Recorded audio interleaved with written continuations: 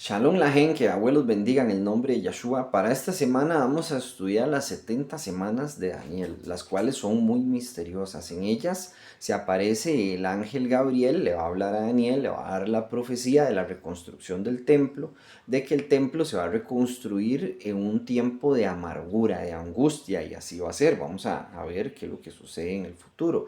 Y no solo eso, sino que también le va a dar la profecía de cuándo va a venir el Mesías y le va a dar una fecha exacta, la cual se cumplió.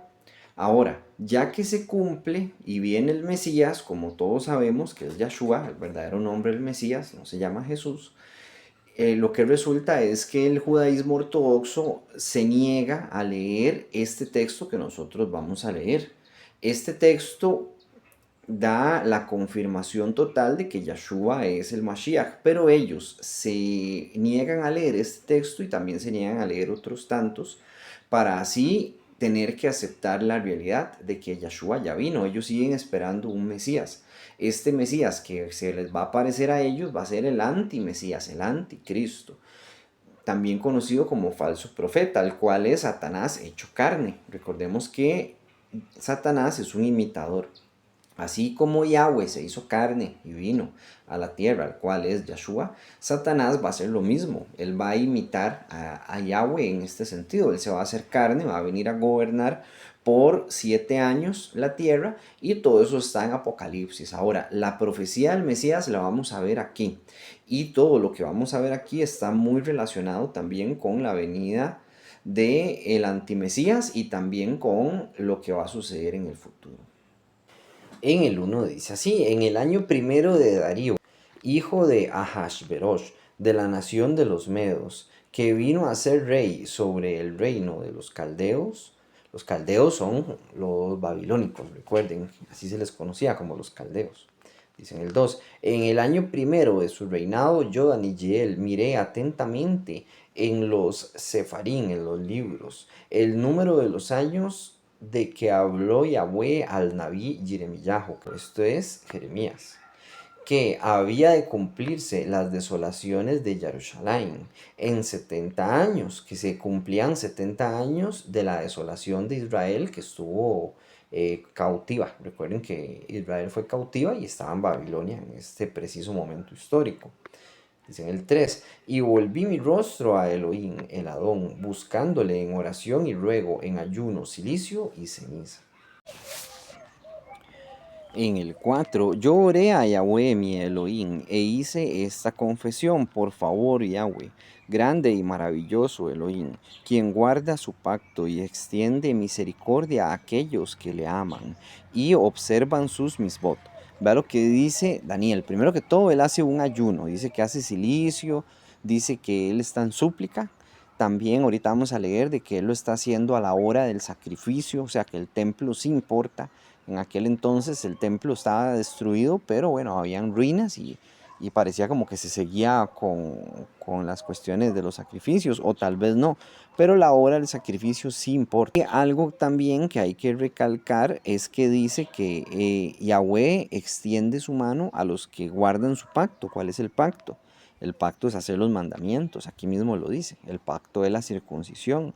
El pacto, o sea, o un ejemplo de pacto es el arco iris también, eso es un ejemplo de pacto. Entonces dice que Yahweh extiende su misericordia a aquellos que le aman y observan sus misvotos, o sea, sus mandamientos. Hoy en día tenemos muchos falsos profetas que dicen ser profetas, pero no guardan los mandamientos, más bien enseñan a no guardarlos, lo que haría Satanás. Satanás, cuando venga, se haga carne, como les estaba mencionando, aparezca el antimashiach, él va a enseñar a no hacer los mandamientos. Y va a ser muy fácil para él porque ya la iglesia católica y todo el cristianismo viene arrastrando eso desde hace mucho tiempo.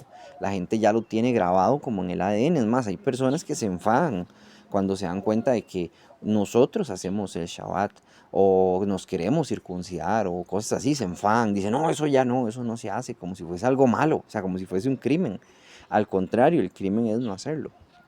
Dice en el 5: nosotros hemos hecho iniquidad, hemos transgredido y nos hemos alejado y vuelto de tus misbot y juicios.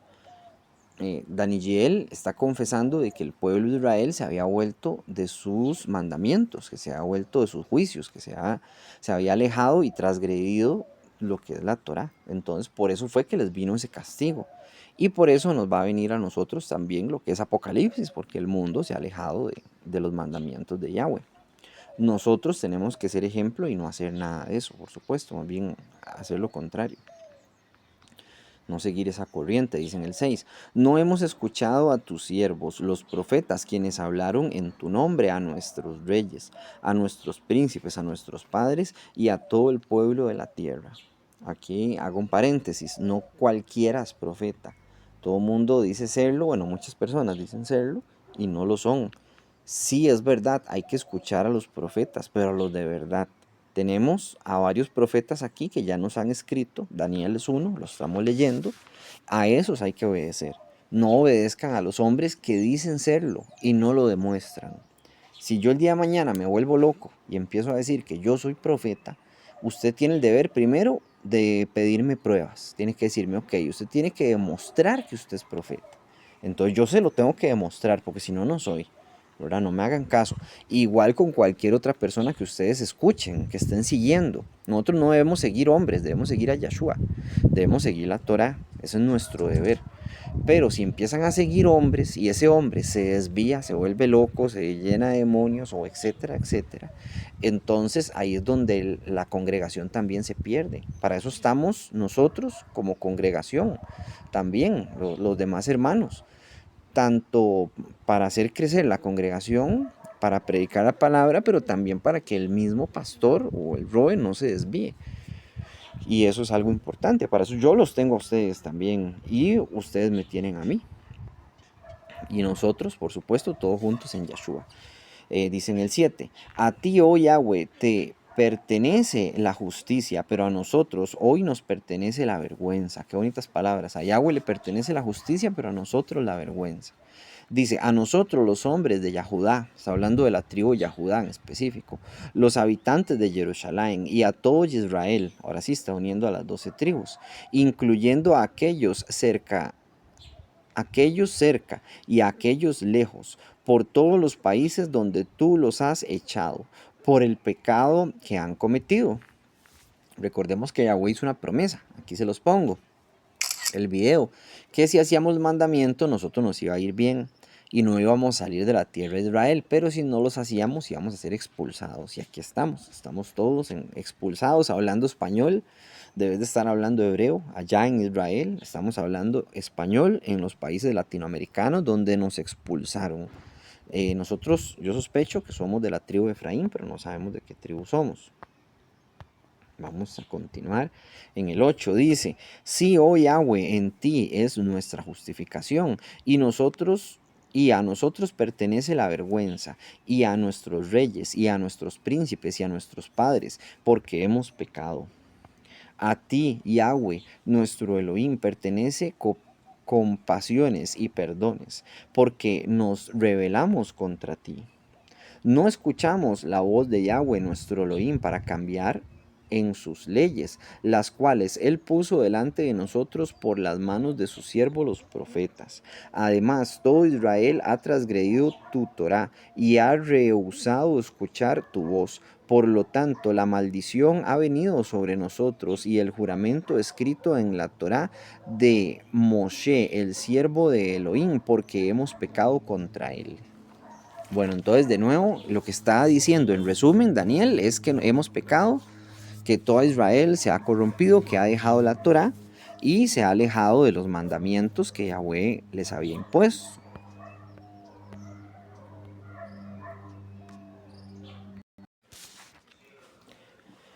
En el 12, y él ha confirmado sus palabras, cuales habló contra nosotros y contra nuestros jueces que nos juzgaban, trayendo sobre nosotros tal gran desastre, tal que bajo todo el cielo nada ha sido hecho como lo que ha sido hecho a Jerusalén. En el 13, Como está escrito en la Torá de Moshe, todo este desastre cayó sobre nosotros. Sin embargo, no hemos buscado a Yahweh nuestro Elohim, volviéndonos de nuestras iniquidades y teniendo entendimiento de toda su verdad.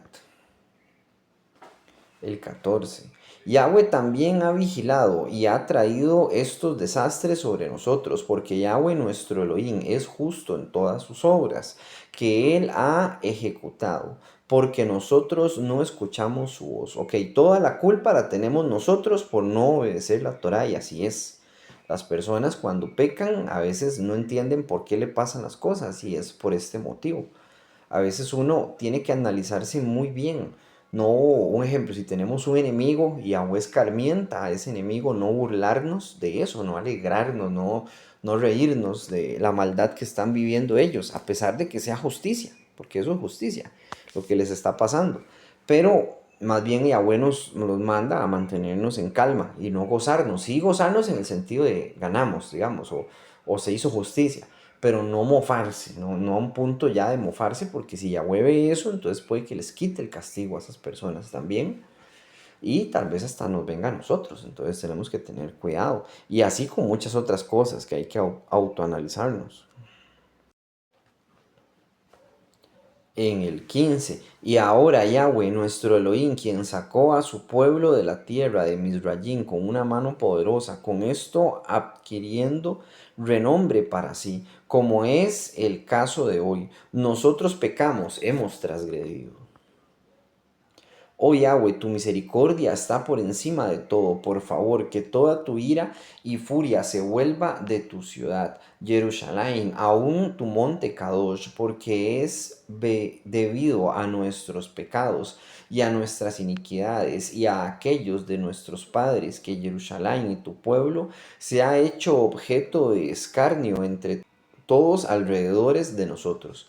Nosotros, al comportarnos mal, el hecho de hacer malas cosas, ponemos en vergüenza la palabra de Yahweh. Es más, yo cuando me he equivocado en algo, yo me analizo y digo, vaya, he transgredido tal vez la Torah, sí, que ya está mal, pero también he ensuciado el nombre de Yahweh. Nosotros lo llevamos encima, nosotros llevamos la bendición de Él y llevamos su Torah, y tenemos que ser ejemplo para otras personas.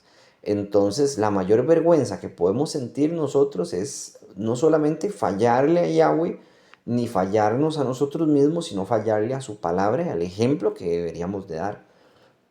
Entonces, bueno, con esto hay que tener mucho cuidado, ¿verdad? Que no nos vean borrachos, que no nos vean en un lugar comiendo cerdo, que no nos vean adulterando, o teniendo relaciones fuera del matrimonio, que no nos vean haciendo cosas que no deberíamos estar haciendo, para empezar, por nuestra propia alma, por honor a Yahweh, pero también por amor a las demás personas, porque esas personas, si nos ven haciendo eso, van a decir, este tipo es del montón, y no hay diferencia entre él y un pecador. Entonces hay que tener cuidado con eso, en dar buen ejemplo.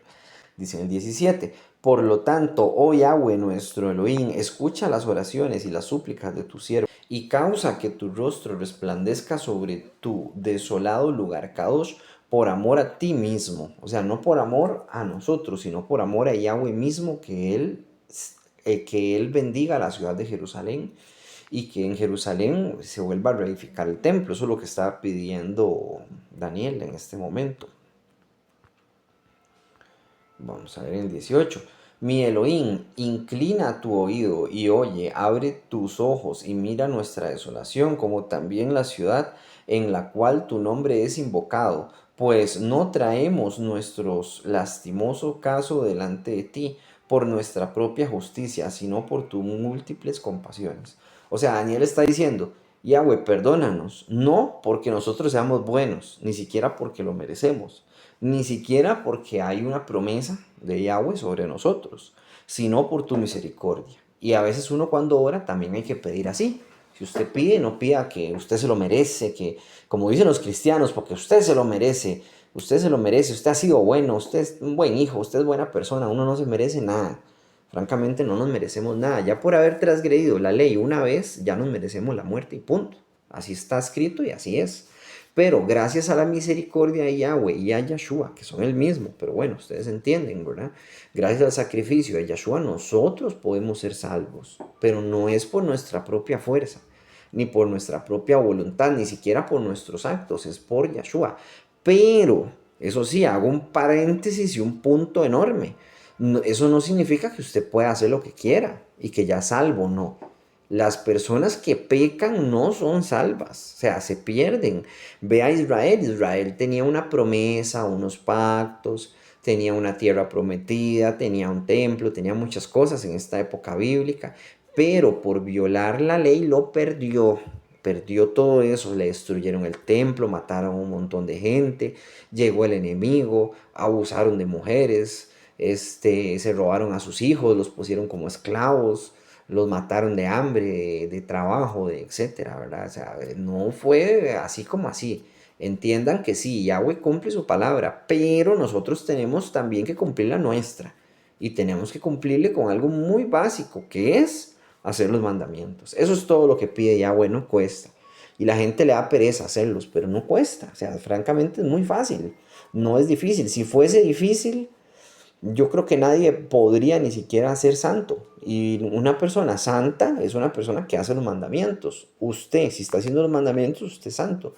Si usted hace el Shabbat, usted es santo. No es perfectísimo, no es el santo más santo de los santos, ¿verdad? Que se merece estar sobre un monte y que todo el mundo lo adore. No, yo no estoy diciendo eso, sino que está cumpliendo con lo que nos toca, que es la santidad. Y la santidad es hacer el Shabbat, hacer las fiestas, todo lo que les vengo diciendo, no adulterar, ayudar al prójimo, etcétera. Con eso no digo que sea un dejado, ¿verdad? Todo el mundo le pase por encima, que todo el mundo le robe, que todo el mundo le insulte, que usted no pueda tener carácter, que usted no tenga derecho a descansar, que no tenga derecho, qué sé yo, a comer, que no es eso. O sea, es que no es ser un santurrón, es ser kadosh. Kadosh es bíblico, santurrón es lo que se imaginó la gente de una persona hiperperfecta, que no parpadea ni siquiera para no ofender a nadie, no, eso es otra cosa. Entonces de esto está hablando Daniel, pidiéndole a Yahweh que por favor, por su misericordia, por amor a sí mismo, reedifique Israel y Jerusalén. Dice en el 19. Oh Yahweh, escucha, oh Yahweh, sé propicio, oh Yahweh, presta atención y no demores la acción por amor a ti mismo y por mi Elohim, porque tu nombre es invocado sobre tu ciudad y sobre tu pueblo. O sea, Yahweh, por favor, o sea, acuda a nosotros, porque la gente en Babilonia y en Jerusalén, y que quedó gente todavía en Jerusalén, ¿verdad? No fueron expulsados al 100%, quedaron los agricultores. Por favor, Yahweh, ahí se está invocando su nombre, lo están llamando y la gente se está burlando. Que no permitas que los burladores se salgan con la suya, que digan que tú no existes. Yo a veces le pido eso, también así, de esa misma manera. Oh, Yahweh, ayúdame con este problema. Que no se diga que una persona como yo, que está haciendo la Torah, que te está buscando, no tiene victorias, vive en pobreza, no tiene que comer, no tiene trabajo. Que no se diga eso por amor a ti mismo, mi Elohim Yahweh. Que la maldad no salga a flote y se salga con la suya. Al contrario, más bien que mi Elohim demuestre que me protege, que me ayuda, que lo que yo estoy predicando es verdad, ¿verdad? Yo lo pido no solo por mí, también por mí, claro, pero también para que se cumpla la palabra de Yahweh y se vea que Yahweh está ahí. Dice en el 20, mientras yo estaba hablando, orando, confesando mis pecados y los pecados de mi pueblo Israel y trayendo mi lastimoso caso delante de Yahweh mi Elohim, referente al monte Kadosh de mi Elohim.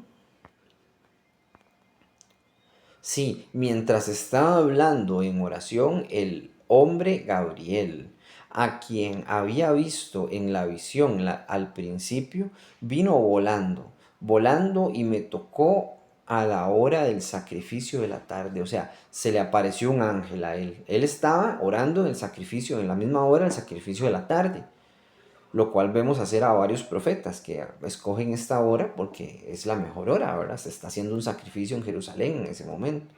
Entonces dice que en ese momento él vio que venía volando alguien y lo tocó. Ese alguien era Gabriel. Dice en el 22, y me instruyó y habló conmigo y dijo, he venido ahora, Daniel, para capacitarte a entender esta visión claramente. O sea, él va a ver una visión y tras que va a ver una visión se la va a explicar. Gabriel se la va a explicar. Dice, al principio de tu súplica la palabra fue dada y yo he venido a decir lo que es, porque tú eres grandemente amado. Por lo tanto, escucha esta respuesta y entiende la visión. Un punto muy curioso que dice Gabriel es que Daniel es una persona grandemente amada. O sea, Yahweh lo ha visitado ya varias veces a través de sus malajín. En el capítulo 10 vamos a ver cómo Yahshua se le aparece. Yahshua mismo se le aparece y la gente dice, no, es que Yahshua no había venido a la tierra, sí, pero recordemos que el que se conoce como el ángel de Jehová, voy a decirlo así, o el ángel de Yahweh, lo más correcto, es Yahshua. Y lo vamos a ver en el próximo capítulo. También aparece Micael, que es Miguel, digamos, el ángel Miguel. Lo vamos a ver. A Daniel se le aparecen muchas cosas y es como una persona muy elegida, muy preferida, se podría decir, o muy especial a los ojos de Yahweh. Por eso él le da tantas visiones y tantas cosas.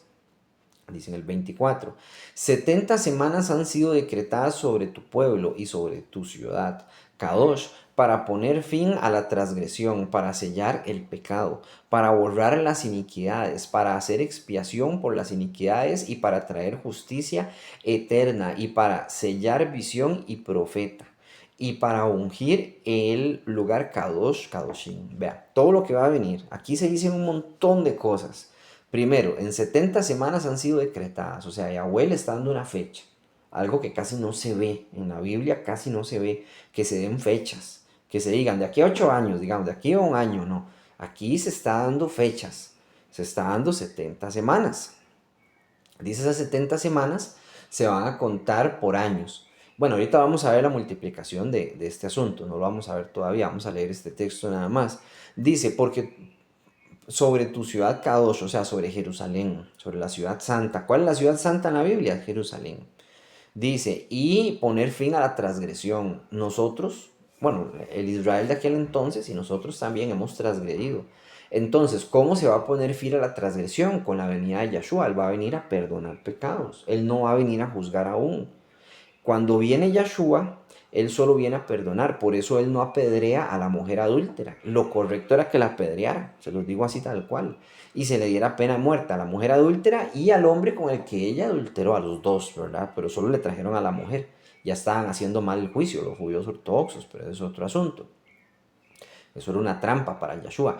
Y también por eso Yahshua no juzgó todavía, pero va a juzgar en Apocalipsis, ¿verdad? Estén con eso muy claro. Sí va a haber un juicio final y va a ser fuertísimo. Continúa diciendo, para sellar el pecado, para sellar el pecado, que no haya más pecado. Esto va a ser ya al final de Apocalipsis. Para expiar pecados. Él vino a expiar pecados con su muerte, como todos ya entendemos y sabemos. Dice, para hacer expiación por la iniquidad, para traer justicia eterna, justicia eterna. Vea, esto va a ser después de Apocalipsis, para sellar la visión y el profeta. Las visiones, a mi parecer, ya han sido selladas. Yo no conozco a nadie que haya dado una visión nueva y se cumpla por el momento. Y no hay profeta. Para sellar visión y profeta. Vea lo que dice aquí.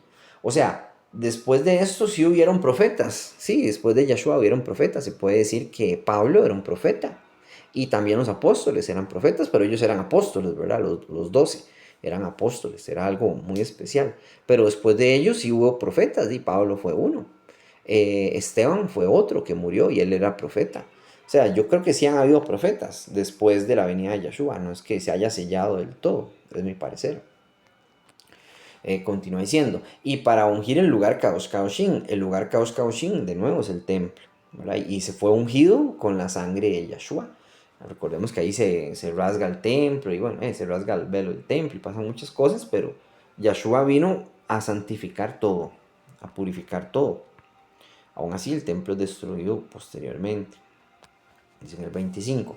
Conoce, por lo tanto, y entiende que 7 semanas de años, aquí pone entre paréntesis, cada semana se cuenta como un año.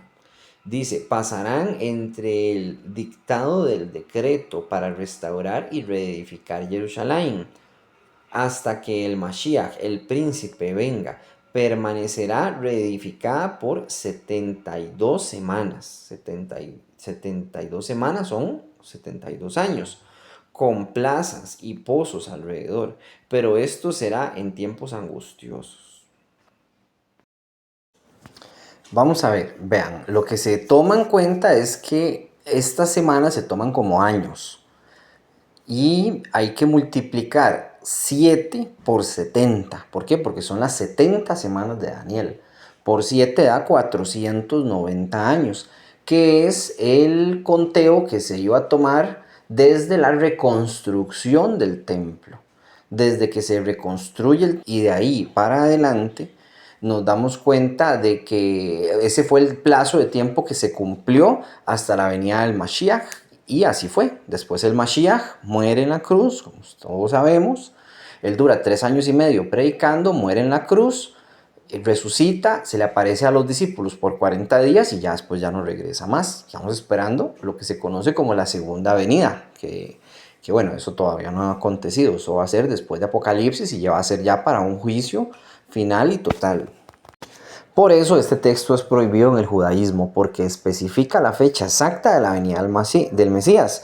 Debido a que ellos no lo leen, entonces así esconden entre su mismo grupito, ¿verdad? Entre su misma gente, que Yahshua ya vino y que Yahshua es el Mashiach y no les queda de otra más que o esconderlo o negarlo o con una venda en los ojos o aceptar la realidad que Yahshua es el Mesías que tanto habían estado anhelando y esperando y el que va a venir va a ser un engañador. Vamos de nuevo con el 25, dice, conoce por lo tanto y entiende que 7 semanas pasarán entre el dictado del decreto para restaurar y reedificar Jerusalén hasta que el Mashiach, el príncipe, venga. Permanecerá reedificada por 72 semanas, con plazas y pozos alrededor, pero esto será en tiempos angustiosos, que era lo que yo les estaba explicando. Vea cómo se suma. 70 semanas. Después se habla de 72. Aquí es donde la gente se le hace un enredo. Pero ya vimos la tabla que les puse yo ahí para que se puedan guiar más. Dicen el 26. Entonces, después de 72 semanas, Mashiach será cortado. Vea lo que dice. Después de las 72 semanas, Mashiach será cortado. O sea, va a ser muerto. Va a morir. Vea lo que dice. Y todavía los judíos ortodoxos dicen, no, es que él no tenía que morir, que que tenía que venir a conquistar y que tenía que liberarnos de Roma y tenía que hacer un cambio. Sí, es un cambio espiritual. Pero vea lo que dice, va a ser cortado. Mashiach será cortado. Y no hay juicio en él, o sea, no hay nada que juzgarle, pero lo van a matar. Dice, el pueblo de un príncipe que ha de venir destruirá la ciudad y el lugar Kadosh. El pueblo de un príncipe está hablando de Roma, que fue la que entró y destruyó el lugar Kadosh. Dice, va a ser destruido el templo. Y Yahshua se le juzgó por decir que el templo iba a ser destruido. Recuerdan que cuando lo llevaron a juicio con el Sanedrín y con Pilatos y con todo ese asunto, bueno, pues se le juzgó por eso. Y aquí estaban, Daniel. Dice, pero este fin vendrá con inundación. Entonces aquí los judíos ortodoxos se agarran. Yo he hablado con uno que otro y me dicen, no hubo una inundación. Lo que se metieron fue un montón de gente a matar y a masacrar y a destruir el templo. Recordemos que el mar, bíblicamente hablando, cuando se habla de una visión del mar, se refiere a muchedumbre de personas. Yo se los he dicho cantidad de veces, un montón. Y el mar aquí, que dice que viene una inundación, se refiere a mucha gente. ¿Por qué? Porque el mar suena como un montón de personas murmurando, un montón de personas hablando, el bramido del mar. Suena muy similar. Y siempre se compara bíblicamente con eso. Y no lo digo yo, lo dice la Biblia. Entonces dice, pero el fin vendrá con inundación, o sea, la gente va a entrar y va a destruir el templo, dice, y la desolación está decretada hasta el fin de la guerra, o sea, la desolación del templo está decretada hasta el fin de la guerra. No sé a qué se referirá, puede ser al fin de Apocalipsis o antes de Apocalipsis se va a hacer lo del templo y todo el asunto, bueno, no sé, ahí sí, la verdad que no sabría qué contestarles. Que a buenos guíe. Dice en el 27, Él hará un pacto firme con muchos por una semana, que esto se refiere a 7 años. Por la mitad de la semana hará cesar el continuo sacrificio y la ofrenda de grano, o sea que va a predicar por 3 semanas y media. Cuando él muere, cuando Yeshua muere, recordemos que el velo se corta, se rompe, entonces ahí es donde se corta con lo del sacrificio y la continua ofrenda, con la muerte de él. ¿Ven? Entonces todo está relacionado. Dice, sobre el ala del templo estará la abominación de desolaciones y continuará hasta que ya decretada destrucción sea derramada sobre el desolador. O sea, está hablando de Satanás. Dice que Satanás va a estar como un lado del templo y que él va a estar ahí hasta que todo sea decretado para su destrucción. ¿Qué podemos interpretar aquí? Que Satanás va a dominar la religión, llamémoslo así, que va a dominar lo Kadosh, que va a tener que ver con todo este asunto, y así ha sido. Vea, ya entró la iglesia católica, los cristianos, el montón de religiones, que él está metido ahí, podemos decirlo así, aunque ya estaba metido, pero bueno, él va a tener poder ahí en todo ese asunto. Y termina aquí todo esto en el 27. En el próximo capítulo vamos a ver cosas muy interesantes para que no se lo pierdan también. En el capítulo 10 vamos a ver sobre ángeles guardianes y otras cosas, si es que existen o no. Hay una pista que parece que nos dice que sí. Y pues nada, pues aquí termina el estudio. Que abuelos bendigan en el nombre de Yeshua. Shalom Urahot, paz y bendiciones.